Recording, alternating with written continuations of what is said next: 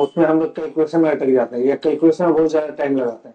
तो वैसे एकदम बिल्कुल नहीं लगाना है, आप लोग को बस ध्यान देना है। हम आप लोग को एनालिटिक्स में कैसे आगे बढ़ते हैं, क्विक सॉल्व करते हैं प्रॉब्लम, उस पर देखते हैं। ठीक है, अगर इन सब में से कुछ भी है तो ये डिविजिबल बाय 2 है। कि बच्चों को हमने देखा है जनरल प्रैक्टिस को जो प्रॉब्लम सॉल्व करते हैं तो 1 मिनट का सवाल होता है, उसमें हम डिवाइड में और या मल्टीप्लाई में 5 मिनट टाइम नहीं दे सकते हैं। उसके लिए क्या है, हमको डिविजिबिलिटी टेस्ट।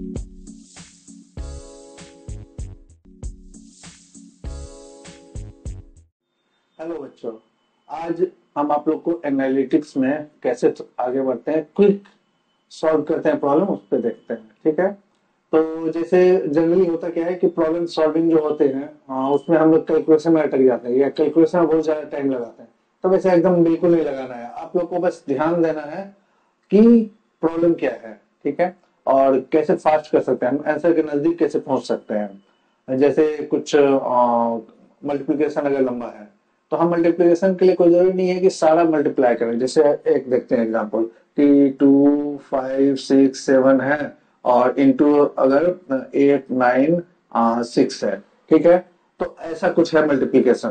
तो अब हम ये पूरा मल्टीप्लाई नहीं करेंगे, हम क्या करेंगे, इन दोनों को देखेंगे। 6 6 42। ठीक है, तो लास्ट डिजिट ये 2 होगा, ये फिक्स है। अब हमारे पास ऑप्शन है 2। ठीक है, तो उसके करीब हम पहुंच सकते हैं कि भाई जो लास्ट में 2 है वही होगा आंसर।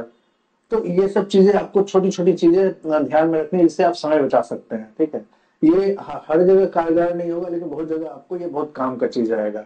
ठीक है, अब जैसे कैलकुलेशन, ये डिवीजन होता है, डिवीजन में क्या देखते हैं हम लोग, डिविजिबिलिटी टेस्ट। तो डिविजिबिलिटी टेस्ट में सबसे इंपॉर्टेंट चीज क्या होता है कि हमको पता होना चाहिए क्या है। अगर किसी नंबर को हम 2 से डिवाइड कर रहे हैं तो 2 का डिविजिबिलिटी टेस्ट क्या बोलता है कि लास्ट डिजिट जो है, कोई भी नंबर है, इसका लास्ट डिजिट जो है वो क्या होना चाहिए, 0 2 4 6 8। अगर इन सब में से कुछ भी है तो ये डिविजिबल बाय 2 है। अगर 3 का देखा जाए तो 3 में क्या होता है कि sum of all digits, sum of all digits. ठीक है, इन सब का जो सम है, सपोज एस आता है तो S should be divisible by 3। अगर ये है डिविजिबल बाय 3 तो फिर आपका जो नंबर है वो टोटल नंबर जो है वो डिविजिबल बाय 3 होगा। उसी तरह से अगर 4 का देखते हैं हम लोग तो 4 में क्या होता है कि आपका जो नंबर होता है उसमें जैसे 2 में देखे थे लास्ट डिजिट, 4 में लास्ट 2 डिजिट देखेंगे, last 2 digit should be divisible bye 4। खत्म हो गया।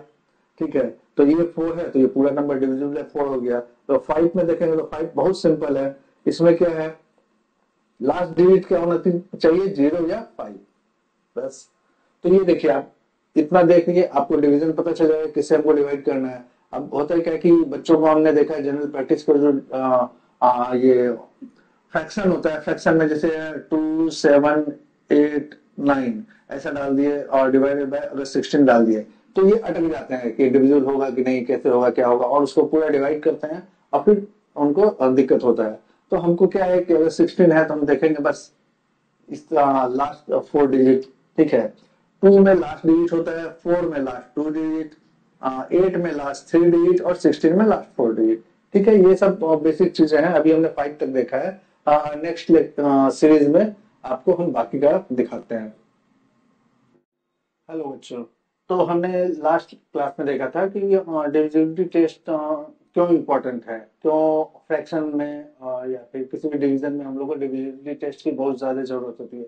जब प्रॉब्लम सॉल्व करते हैं तो 1 मिनट का सवाल होता है, उसमें हम डिवाइड में और या मल्टीप्लाई में 5 मिनट टाइम नहीं दे सकते हैं। उसके लिए क्या है, हमको डिविजिबिलिटी टेस्ट का अच्छा ज्ञान होना चाहिए। ज्ञान ही इंपॉर्टेंट नहीं है, उसका प्रैक्टिस भी होना चाहिए। तब क्या है कि सवाल बनाने वक्त आपके दिमाग में आएगा। अगर आप प्रैक्टिस नहीं करेंगे तो सवाल बनाने के वक्त वो दिमाग में आएगा ही नहीं, फिर आप जनरल मल्टीप्लिकेशन या डिवीजन की तरफ चले जाएंगे और वो आपके टाइम किल होगा। ठीक है, तो लास्ट क्लास में हमने 2 3 4 5 का देखा था। आज हम क्लास 6 से देखते हैं, 6 से डिविजिबिलिटी टेस्ट देखते हैं। तो 6 का क्या है, 6 होता है 2 × 3, यानी 6 से अगर कोई नंबर डिविजिबल है इसका मतलब 2 से डिविजिबल होना चाहिए और उसी के साथ साथ 3 से भी होना चाहिए। तो 2 का हमको पता है कि लास्ट डिजिट होना चाहिए 0 2 4 6 8। 3 का क्या है, sum of all digit should be divisible by 3। तो अगर ये दोनों क्राइटेरिया फिल हो रहा है तो 6 से डिविजिबल हो रहा है। 7 का कोई भी डिविजिबिलिटी टेस्ट नहीं होता है, बहुत जगह आप देखेंगे 7 का बहुत कॉम्प्लिकेटेड डिविजिबिलिटी टेस्ट। उससे अच्छा है कि डिवाइड करके देख लीजिए तो वो ज्यादा आसान पड़ेगा। 8 का हमने ऑलरेडी लास्ट क्लास में बताया था आपको कि लास्ट 3 डिजिट, जैसे मान लीजिए कोई 7 डिजिट का है, ठीक है, last 3 digit should be divisible bye 8, तो नंबर डिविजिबल बाय 8 हो जाएगा। 9 का भी बहुत सिंपल है, जो 3 का है वही 9 का है। 9 में क्या होता है, पूरा जो नंबर है सबका sum should be divisible bye 9, ये डिविजिबल बाय 9 है तो the number is divisible by 9, ठीक है। 10 में जाएंगे तो 10 में भी सेम होता है, 10 हो क्या होता है 2 इंटू 5, ठीक है। तो कोई नंबर अगर 2 से डिविजिबल है, 5 से डिविजिबल है तो 10 का है। और उससे आसान क्या है, लास्ट डिजिट जो है, जैसे कोई नंबर ये है तो लास्ट डिजिट में अगर 0 है तो नंबर ऑटोमेटिकली डिविजिबल बाय 0 होगा। अब ये 2 और 5 क्यों हम आपको बताया, देखिए 2 में क्या होता है 0 2 4 6 8, 5 में क्या होता है 0 एंड 5। अब कॉमन कौन सा है, सिर्फ 0 है, तो ऐसे भी आप देख सकते हैं। तो यानी कि 10 में last digit should be divisible bye 0, ठीक है। तो the number is divisible by 10, ठीक है।